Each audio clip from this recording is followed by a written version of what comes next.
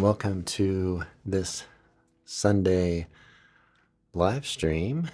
It's 11 o'clock, January 19, 2025. So we're going to talk about guitar and improvisation, as the live stream is named.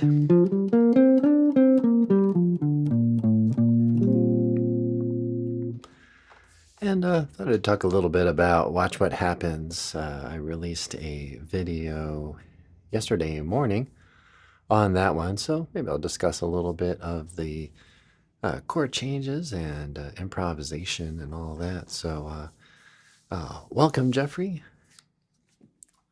Welcome to this live stream. And so I'm going to do a little noodling around while folks join in here. And get my fingers kind of warmed up, and then we'll discuss guitar, jazz guitar, rock guitar, fusion guitar, anything having to do with the guitar and improvising, which can include chords too, of course.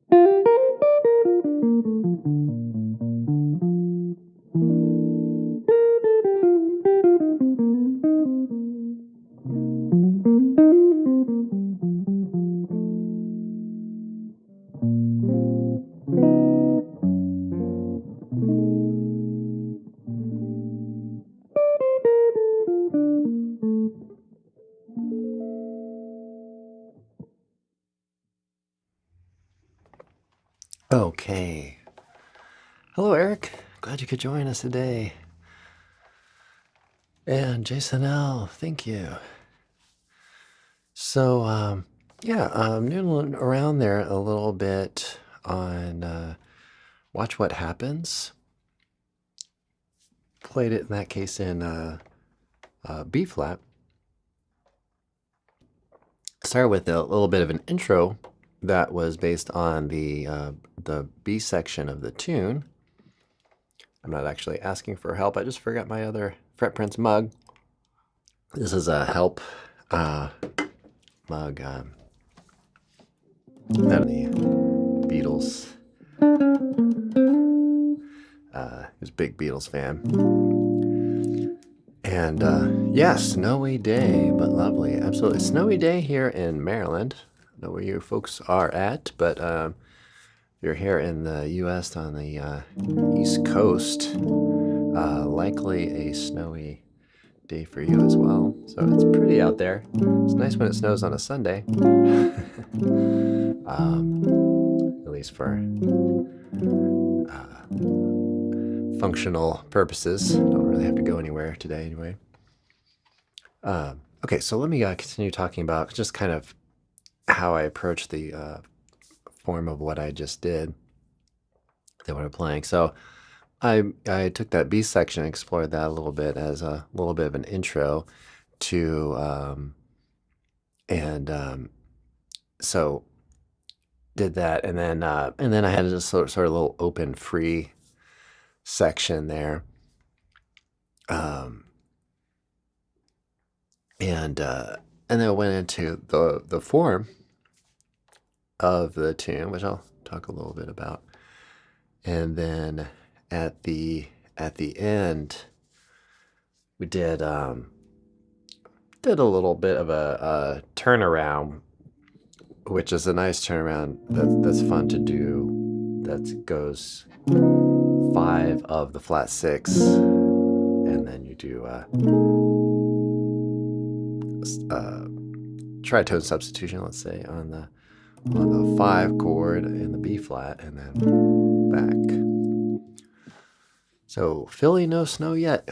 Okay, I'm guessing you'll probably get some. So you're pretty close. I mean, relatively speaking, pretty close to Baltimore. A lot of good jazz up there in Philadelphia. A lot of the greats came out of Philadelphia.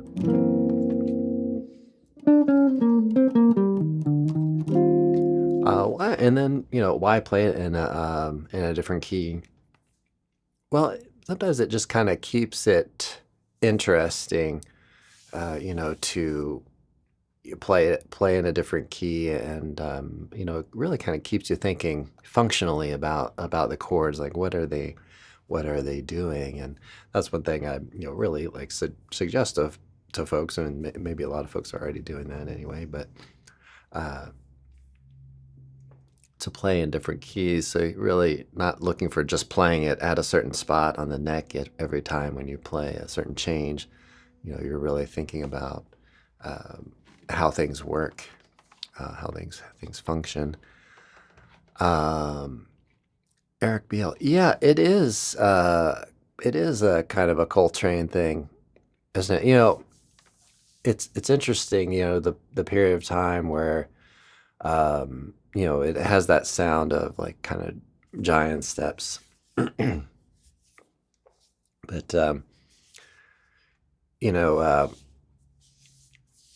we had Have You Met Miss Jones, which has that sort of bridge, and I believe that even inspired the practice and then the development later on of giant steps. But also, Tad Dameron was doing these kinds of little shifts and things with half steps, and then maybe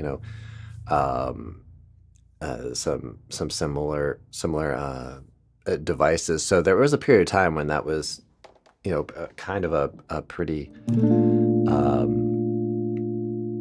common kind of thing to do, or a pretty kind of like hip thing to do, I think, at some point. But yeah, it absolutely does follow that, because if you look at these center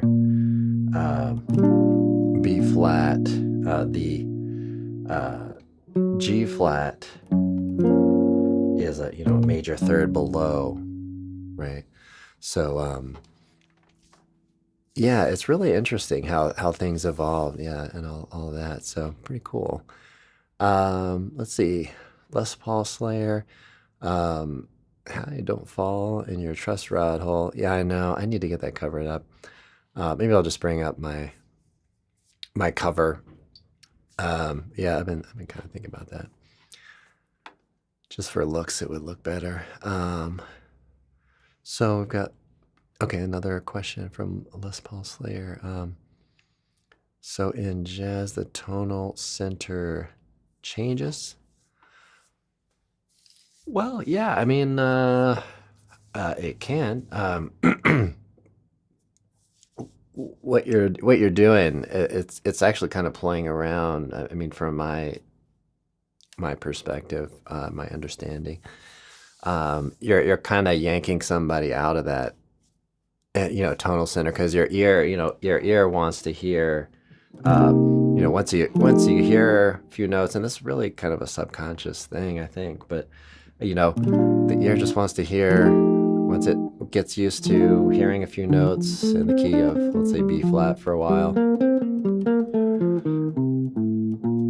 it wants to hear this B flat, and it just assigns that really as a tonal center, and so when you go and you play, like, the ear is all conditioned to hear this through whatever chord changes.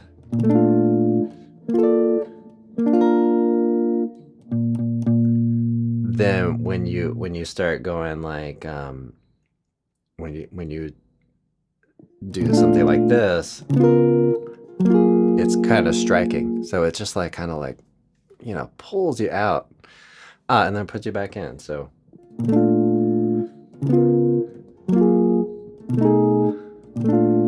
the song as a whole, the tonal center is going to still be, in the case of what I'm playing, is B flat. But for a small moment in time, you have a 5-1 in a kind of distantly related key. So just kind of like I said, kind of yanks you over, and you feel it, right? Because if you play a 1, 6, 2, 5, everything's just still in our collection of tones. So there are a lot of interesting turnarounds that can just, sound, give you, some different directions. You could take a 1, 6, 2, 5, and change the chord quality. So you can do 1, maybe make it a 5 that's dominant 7, sharp 9, and then make everything else kind of the same. And then you can start altering more. So you say, maybe I want C7 or C13, and then this, and then you start saying, oh well, that's interesting, because you get this same voicing here as you go down. So you get that, and then you start thinking, well, what if I change the root note?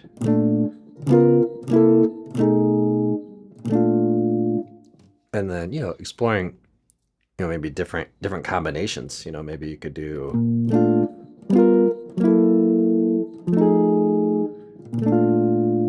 or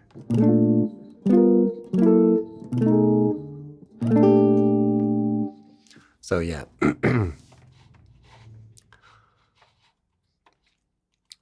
So the concept of kind of modulating and versus changing key altogether. So you have some more brief moments where you just might visit something. So those turnarounds are places where you can really play around with some things. So let's see, Eric. Also, something cool about the mix of dominant and major 7 harmony, to me, is cool. Yeah, absolutely. Yeah, the dominant 7th, excuse me. And you can pick different dominant 7ths, based on kind of what you like, and if you have a friend to jam with on guitar or bass or something, you could always experiment with doing different options, and then kind of throwing these things out at each other as you jam through stuff. And you can also maybe take iReal Pro and edit a chord, maybe on that kind of the ending part of a form of a tune, and experiment with the different changes, and see how you can improvise over those.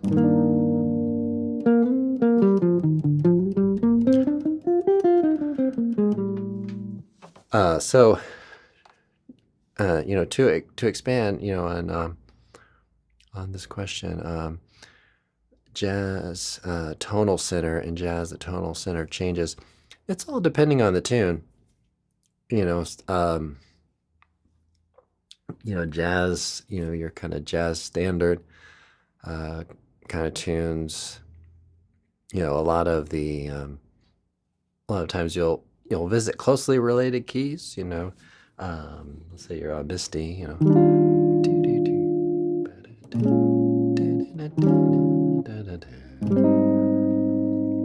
Right, so we go from having D naturals with key of 3 flats to having D flats and keeping those 3 flats. So then you're kind of borrowing there from the key of 4 flats, which makes sense because we're going to an A flat chord. Right.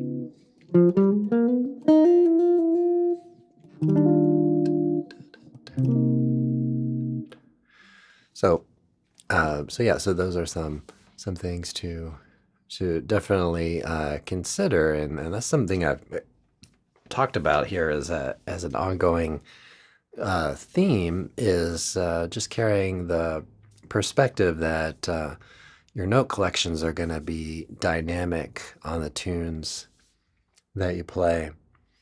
So we'll go back to Watch What Happens a little bit, and we'll talk about some of those motions.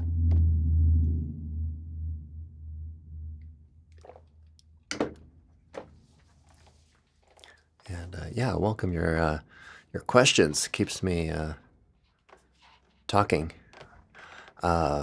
So we're having things to talk about.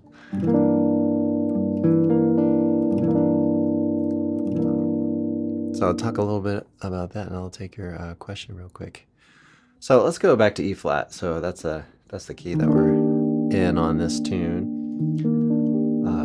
You want to think 1 chord, and then 2 chord, and then you want to compare it to what chords occur in the diatonic kind of system, right? So in the 2 chord is minor in the key of 3 flats. So then you think, oh, they got a root that's diatonic, but it has a chord quality that's a little different, right? So then you can accommodate that A natural, right? And then we do have a 2 chord that's minor, so that's nice and fitting. And then a 5 chord, of course. And you can always spice this up a lot too. You can go out of your E flat diatonic system, to build some tension. All right, we've got some comments and questions, and I'll mention too, I'm watching chats on a couple different platforms, and mostly YouTube, of course, but I've got a vertical version and a horizontal version. So if I'm talking to somebody you don't see, then that is why. Okay. So in chromatic or whole tone scales, is the root the tonal center?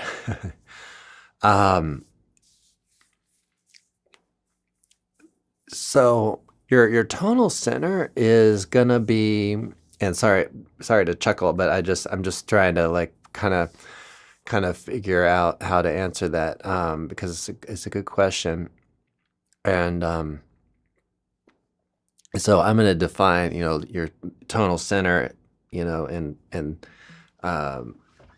as I think will benefit you.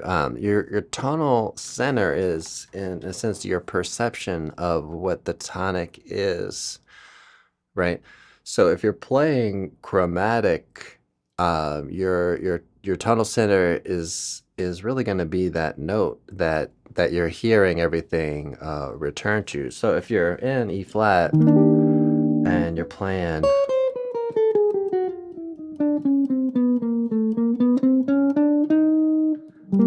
it's going to be a little bit harder to keep track of it probably, but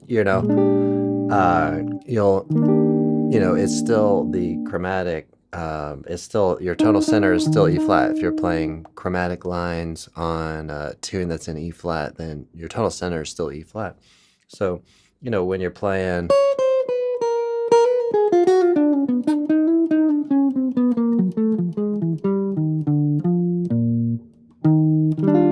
just kind of noodling around on some chromatic things that I'm just applying to the dominant seventh. Now, whole tone scale, the same kind of thing.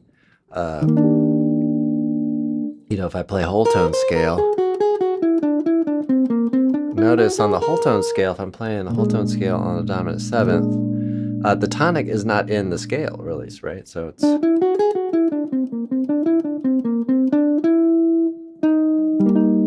right. So you want to differentiate there between tonal music and this sort of 12-tone system and those kinds of things. So if it's tonal music, you can use the chromatic scale and just keep track of your tonic, and the tonic doesn't have to be in your whole tone scale. So in a sense, like the whole tone scale, it's not really tonal.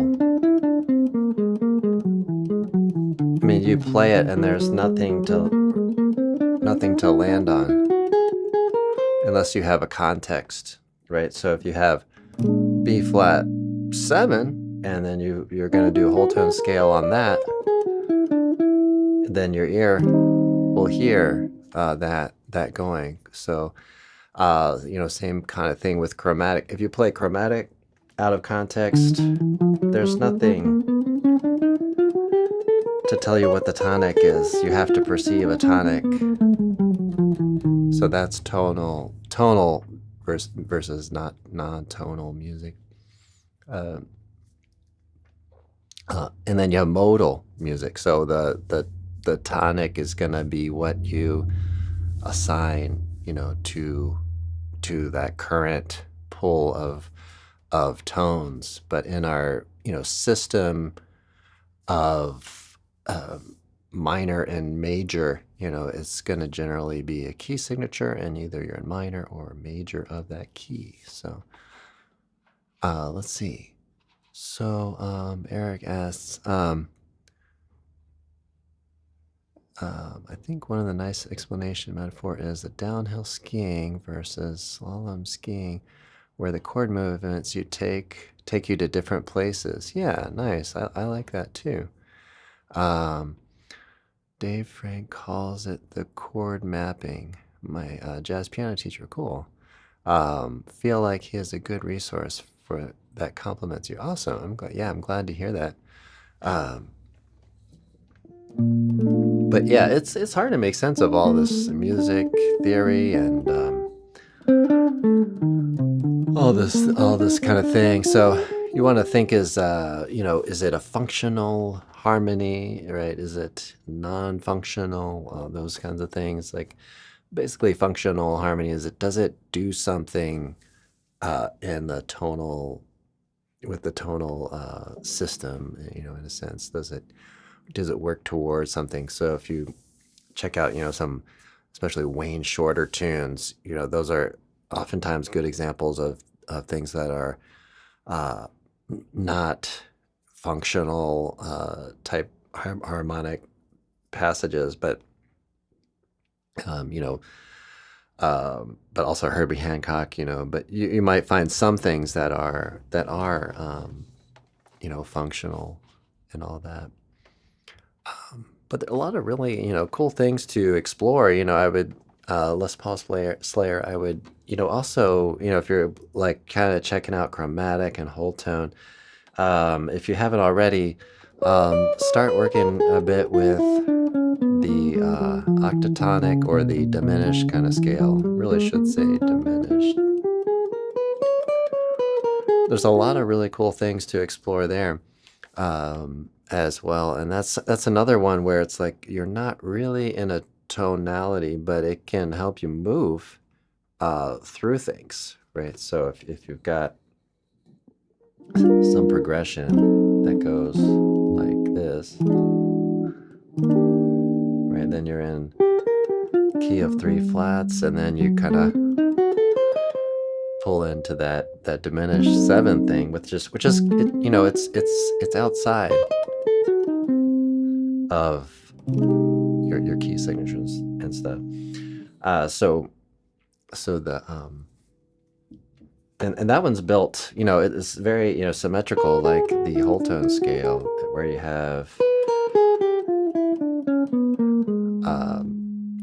wholes and halves and wholes and halves all in that sequence. So a lot of those, I would work on applying those to dominant seventh. Inner Urge, yeah, great tune. I used to love to play that tune. I like to play that tune in a more of a like a hip hop kind of vibe. I was working on that kind of backing track. I had a backing track that I was developing for that. And maybe I'll get back to that one. That's a great tune.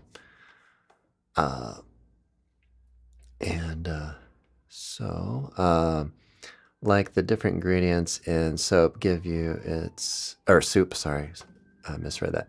Like the different ingredients in a soup gives you its flavors. That's exactly it. Yeah, that's great.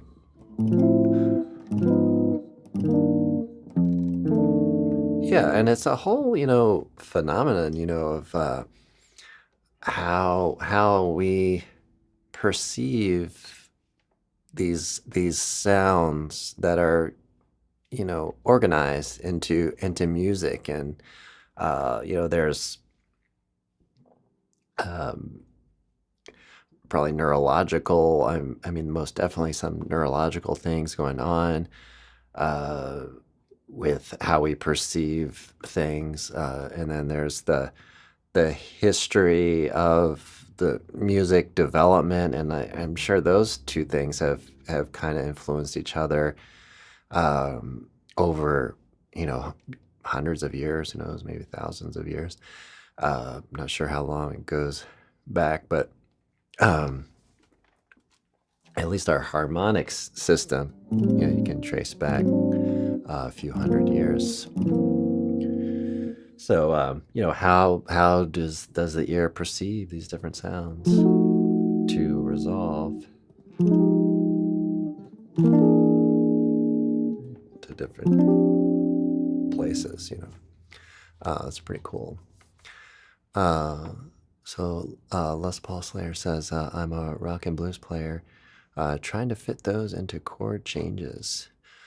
Well, blues is great. If you take some of your blues knowledge, and let's say you've been playing rock,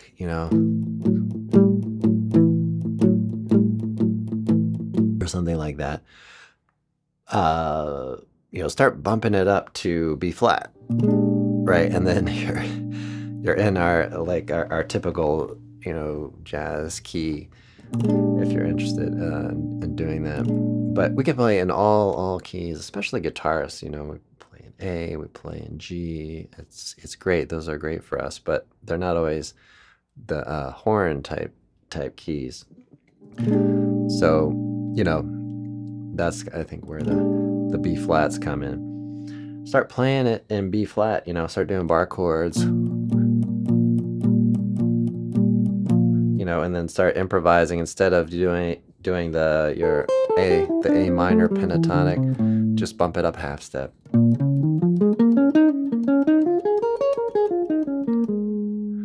And then,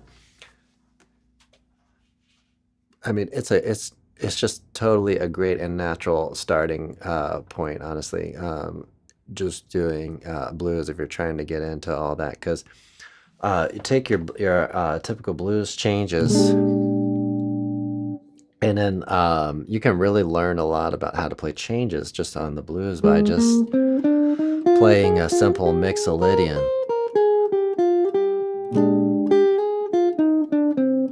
And then go to E flat mixolydian, back to B flat mixolydian. Go to F, mixolydian, E flat, mixolydian, and then back to B flat, mixolydian, and then maybe change it up a little bit on that 5 chord, or maybe go right back to the minor pentatonic.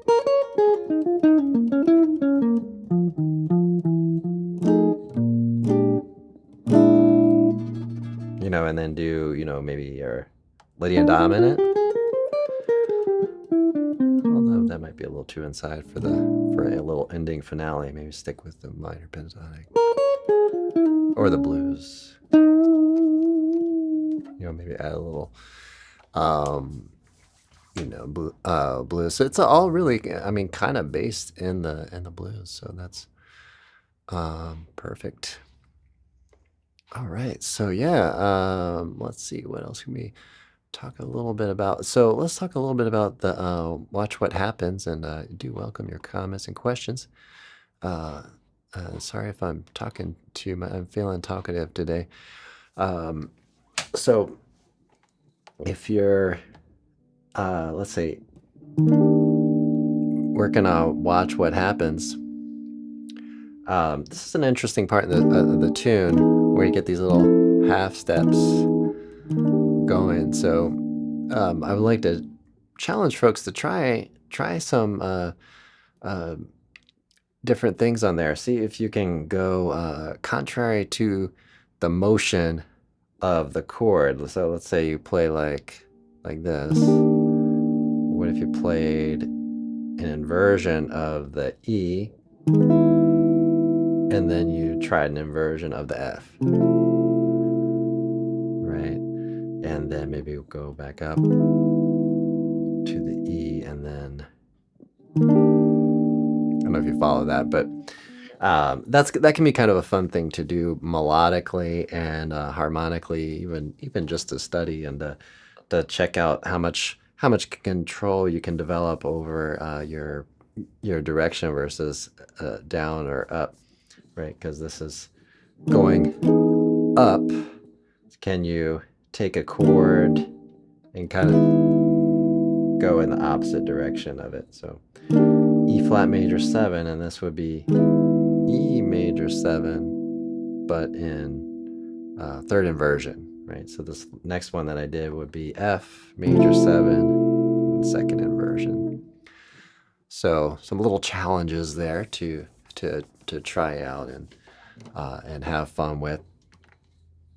You can start with the first inversion of E flat, and then go to the root position of the E, and then to the third inversion of the F, and then who knows, maybe go back. Just walk it down like that. So a couple things to maybe consider and to challenge yourselves on. All right, I hope all is going well on the live streams here. It looks, yeah, it looks like everything's okay. At least on YouTube. I've been kind of going back to streaming a little bit on Facebook. Looks like I'm okay. It kind of looks a little frozen in the preview, but I guess I won't worry about it now. Don't need to worry about technical things, I guess, but I'm also on Instagram here. Kind of cool. I was live streaming on x.com, but I stopped doing that. You have to pay in order to do that, and I wasn't seeing much benefit from it. But I am posting things on x.com. I also joined Blue Sky this morning, and so maybe I'll start posting on there, but they don't do any live streaming. Eric says it's all good on YouTube. Okay, cool. So I'll do a little noodling around here. I'm going to mute my my microphone.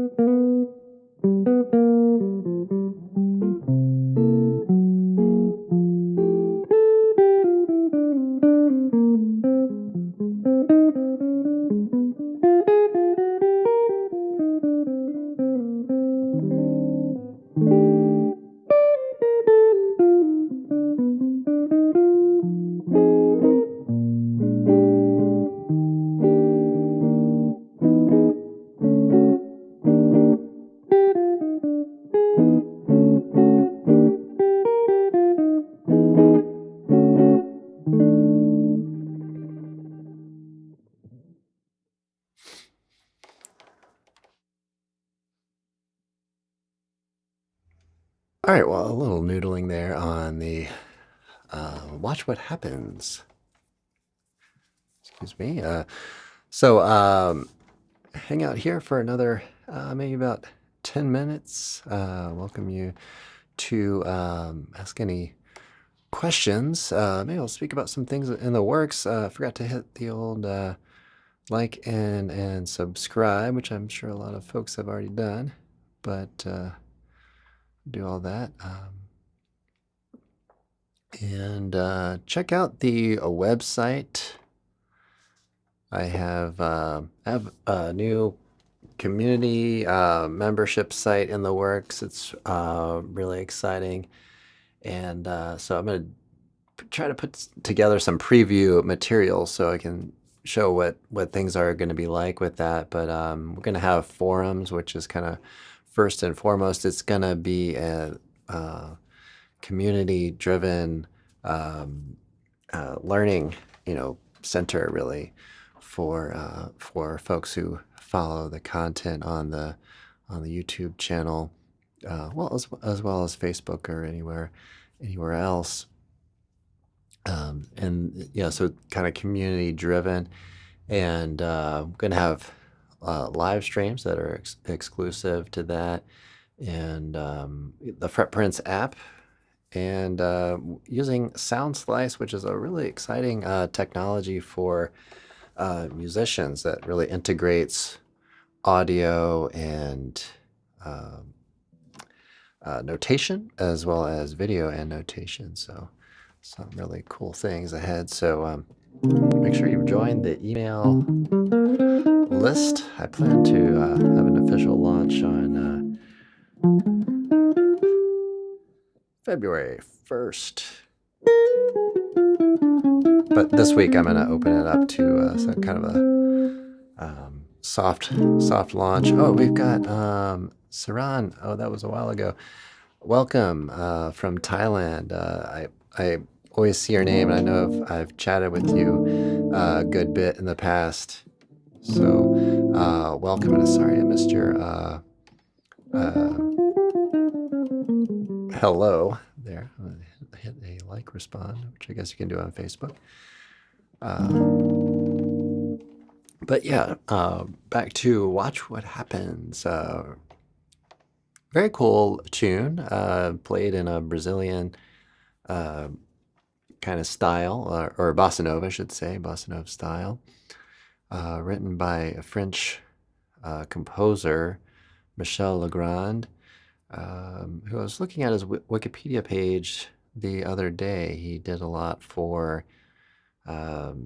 movies, I believe, and really accomplished a lot as a composer. It was a jazz pianist. So very cool to learn a little bit about him. I've been familiar with that tune for a long time, and it was fun to put together that video. So, and kind of aimed at getting folks acquainted with, or getting folks some arrangement that's maybe not too terribly difficult, but something you can use on a gig or just for your own private enjoyment, playing with iReal Pro or a jam session maybe.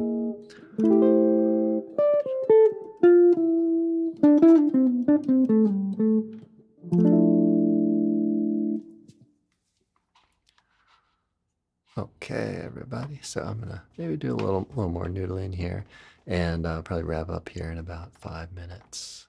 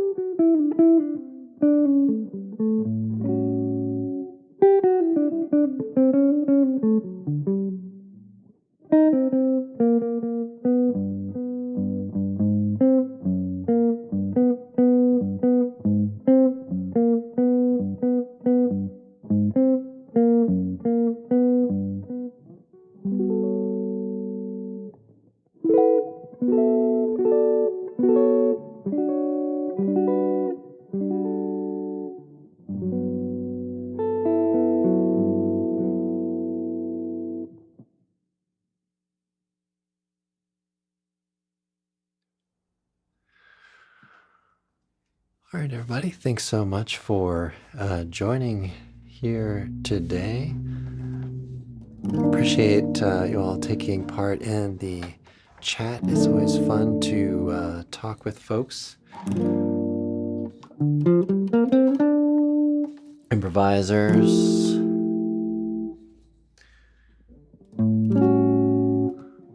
guitar enthusiasts, those folks interested in making stuff up, making sounds on the guitar. So just playing around with tones and getting to know the kind of landscape or the soundscape of music.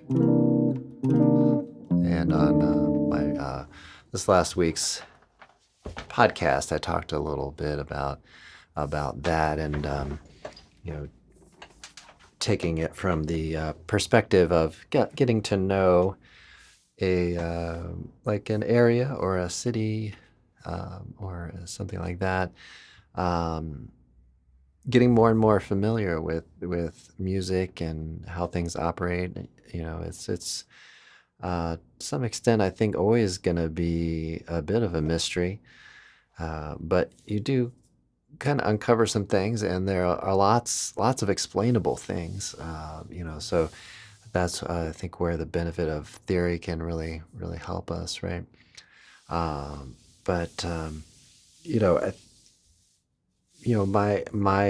personal experience and growth, and which I'm still striving for, and I think that's the beauty of music is you just keep working at it. You just keep always trying to get a little refinement, a little better all the time, and so you just try to get to know all these routes, right, and things like that. I think which Eric alluded to a little bit earlier as well. So Eric says, "Thank you, Jim. At some point, I want to get in touch with you, maybe for a lesson." Absolutely, yeah, definitely. You can email me at jim@fretprince.com or jim@jimellisguitar.com, and that would be great. I also do a consultation, so we can set up a all free consultation to just get in touch with what your goals are and stuff like that. So Les Paul Slayer says, "I always think spiders would play jazz web structure if they could play. Thanks." Yeah, absolutely. I think that's great. Just in it, there's a lot of documentation and recording now. It's just there's a lot. So finding the recordings and help, you get help with lead sheets and all this. So a lot available to get kind of familiar with. So thanks everybody for joining. I'm gonna call it a day for today. Much appreciate your participation as always. Have a great day and great practice sessions.